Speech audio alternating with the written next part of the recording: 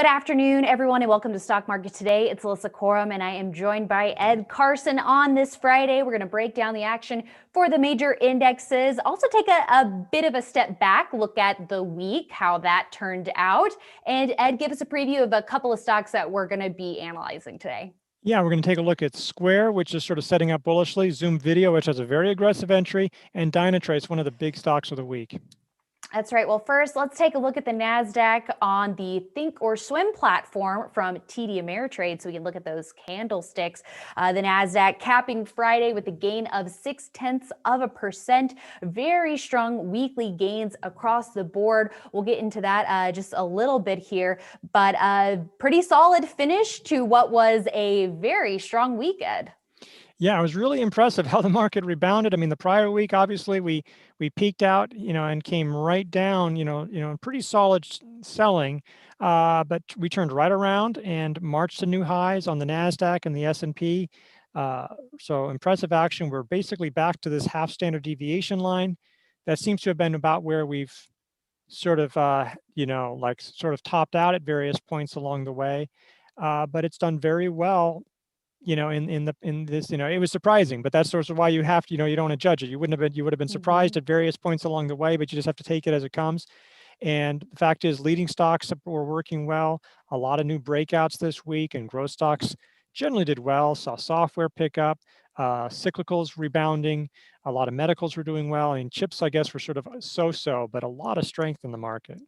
Yeah, so the leadership, it sounds like, is pretty widespread. And I feel like one point that we like to make, probably more than any other point, is that you have to remain flexible. You can have in mind something that could happen in the market, using those technical indicators and history as your guide. But at the end of the day, it's a guide and you have to be flexible. So Monday, we were calling that an expectation breaker because of where we closed Friday. We were expecting the market to continue lower, but we have quickly rebounded. And now that we are back at that half standard deviation above our regression line, Ed, what should investors be thinking at this point? Because there are a lot of things working right now. There's potential, that we could go a little higher or we could pull back again. Well, obviously, we could always keep on going whatever direction we're going, up or down at any time. But one issue is that the NASDAQ is once again like more than 7% above its 50-day line. I know it's sort of a broken record. We've talked about it a lot. But that's a concern. When it gets over 6%, that's an issue. In the last few months, when we've got to 7 or 8%, that seems to have been a trigger for some pullbacks. We closed 8.2% above the 50-day line here, and you saw how the market pulled back. All of these have been relatively modest. So, I mean, if we pulled back a little bit, it wouldn't be too much damage, but you always have to be on the lookout for something more serious. Obviously, we got way out of control. We really got extended here. But then quickly came down. As fast as we came up, we came down so much faster. And if you weren't ready for that, either selling into strength or having a game plan to get out, it's hard to react when the market goes down 5% in one day and then plunges the next 2 days. It's very quickly all your gains can go away. Well, hopefully we could oscillate between that half standard deviation and the regression line. I think that would be ideal, but we'll just have to see. And let's take a look at the weekly chart here as well, just underscoring the power that we saw this week. The NASDAQ gaining about 6% on a weekly basis. Strong gains for the S&P 500 and Dow as well, and small caps really had a strong week, up about 7.8%. So again, this leadership feels pretty widespread, and we had quite a strong week. But where does that leave us in terms of what this might indicate for what's ahead? Well, it's just very strong. It would suggest that maybe we probably couldn't go too much further without running into at least a temporary issue. But, we'll have to see. Actually, one downside, normally we'd say, look at this broad strength, and it is great. But Chris Gessel, our chief content officer, he was mentioning to me about an hour ago, hey, 70% of all stocks are above their 50-day and 200-day moving averages. That's unusual. That gets up near the top. Again, it's almost like everything is great. So that's someone, how can you be negative? And we're not. It's just like, this is just one potential concern. I think everybody here who trades here at IBD is trading and often heavily invested, but it's just something to be on the watch for. But very strong action this week, and it's hard to complain about any of that. All right, and now let's take a look at the S&P 500 on MarketSmith. The S&P gaining about 4.8% for the week. Now, last week, where we had the NASDAQ closing below its 21-day line, the S&P 500 closed below its 50-day, but it too back at new highs. Yeah, just really strong action. Again, it was across the board. It wasn't just one section. So the market is looking really strong. There's stimulus hopes. There's generally bullish earnings. So there's reasons why the market was going up, and it definitely is. Okay, and now let's look at some stocks to put everything in even more perspective. With Square here, we have Square reporting earnings in a couple of weeks from now. It gained 1.1% on Friday, and while the market was coming under pressure, Square undercut its 50-day line, but was able to quickly recover that level. Ed, what do you think about the setup here? Well, I think it's looking pretty good here. Obviously, when it took the 50-day line and the 10-week line, that could sort of provide probably an early entry. It's gone now several weeks into a consolidation, especially if you don't discount this. If you take this sort of out of the equation, it basically has, a consolidation that could be in the entry point in here. So it's setting up ahead of earnings. Maybe there's enough time to make progress before earnings, because that's always an issue. We saw a lot of big winners this week. We also saw a lot of big losers. That's always the issue we always talk about. So it's just risky, but nice rebound here. Even the prior week, where we undercut, it came back pretty strongly overall, and definitely rebounded this week. So powerful action. PayPal had earnings this week that were strong. Square has been a leader along with PayPal. So that's definitely one to be watching, in the next few weeks. Yeah, and so those who are wanting to initiate a position here with the stock finishing Friday about 6.6% above its 10-week line, maybe you mentioned that, Ed, you could size your position off of that level and potentially build a big enough cushion. 5 to 10% is what we say is ideal to hold the stock into earnings with that full-size position. So we'll have to see where it trades over the next week. And Square has such power off of the bottom. Another stock that has seen such power from the coronavirus lows was really the darling, or one of them, out of that coronavirus crash, but has taken a big break. Zoom Video, but perking back up now on our radar after finding support near that 200-day line and trading in a tight range just under that 50-day line and the 400 price level.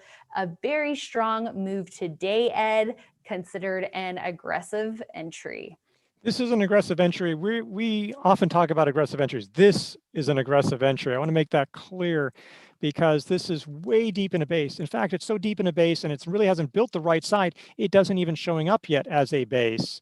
If it probably needs to go a little higher before we start seeing pattern recognition. So that being said, one reason why, look, it was a powerful move, rebounding over the 50-day line and the 10-week line.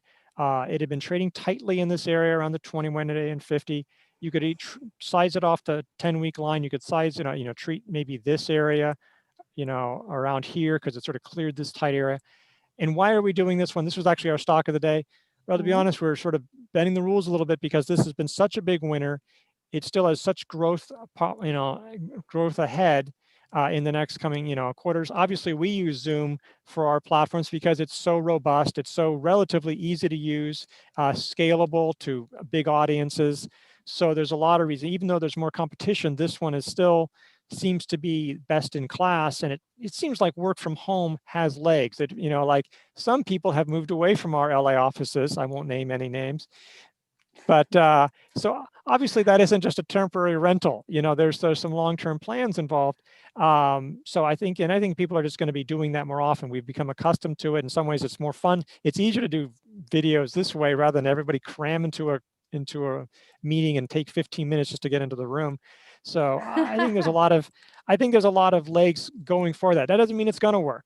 Okay, those are all, Mhm. that's the bull case, Yeah, but it's that's still the like story. Great story, good numbers, but the chart, the chart. And potential overhead resistance, right? there's a lot of overhead resistance. So if you do take a position, make it small. Well, the chance here is that if you take a small position, then maybe it builds a base, maybe it forms, forms a handle in here or whatever.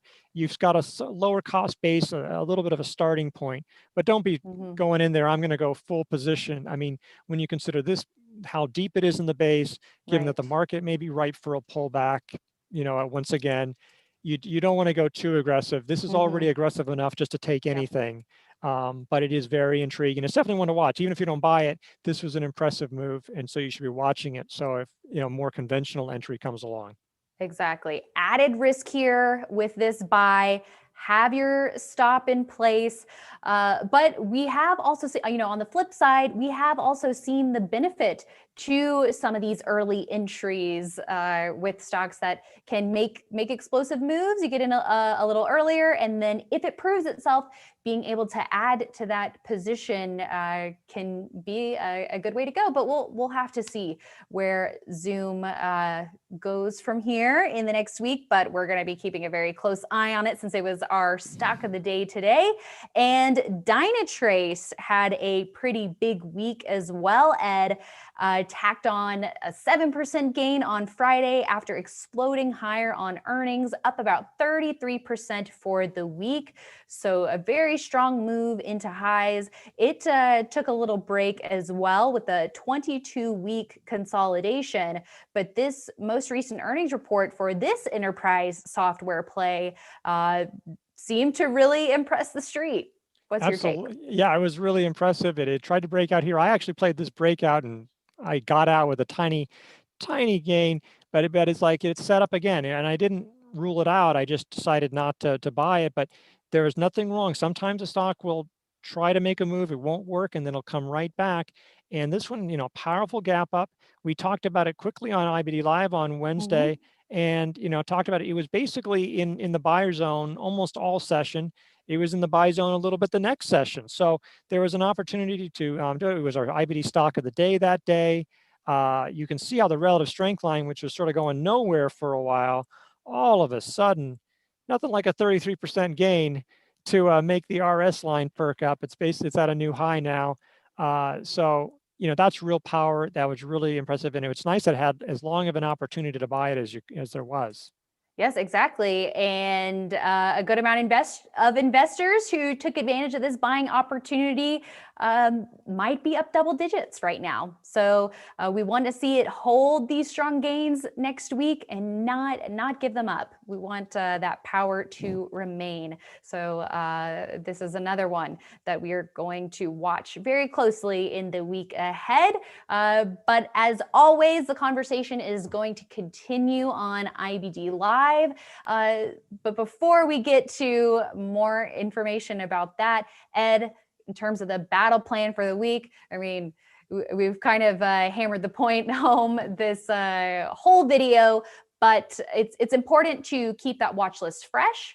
We don't know exactly what the market's going to throw our way, but in terms of our analysis of where we stand in this uptrend, I think one of the big takeaways is that we need to be nimble.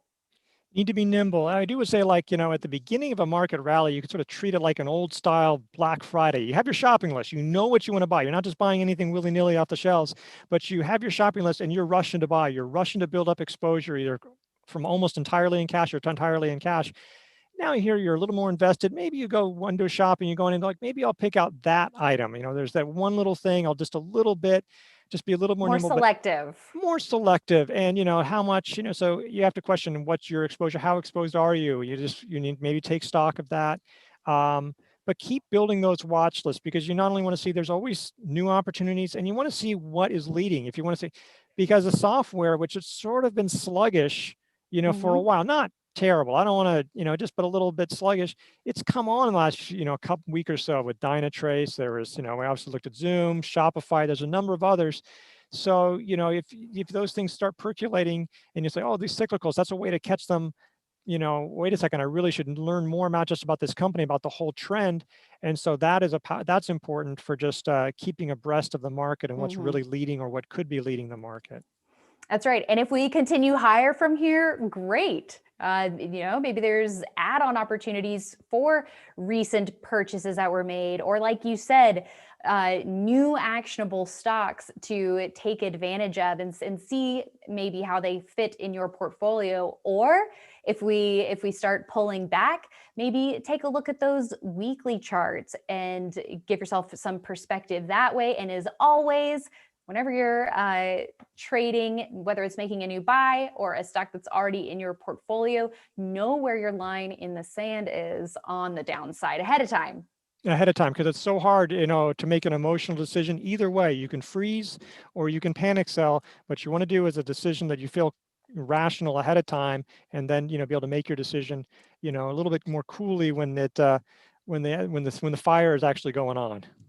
And something helpful for making decisions, in my view, is IBD Live. We're providing that perspective for you, not only on the broad market, but stocks that are breaking out and setting up, and even ones that looked promising and might be heading lower. Unity was one. It had a poor reaction to its earnings report, and we've been keeping a good watch on that one out of that IPO base, but it had a pretty gnarly gap down and an even worse close today, Ed. So they don't all work out, but if you have that plan in place, that is something that is very helpful, like you said, to keep a cool head. And we built a really great community on IBD Live. It's really great reinforcement of all of these rules that we talk about in such detail every day. It is a lot of detail, but it's a lot of fun, I think. It is so much fun. We hope you join us. And if you want to try IBD Live, now is a good time. We are running a promotion for a 3-week free trial. It's usually a 2-week free trial, but it's a 3-week free trial. So check it out over the weekend and see what you think. We hope you tune in on Monday, investors.com/IBD Live. We'll see you then. Enjoy the Super Bowl this weekend if that's something that you are choosing to partake in, whether it's the game itself or the commercials or just eating food or even not. We hope you have a great weekend, and we'll see you on Monday.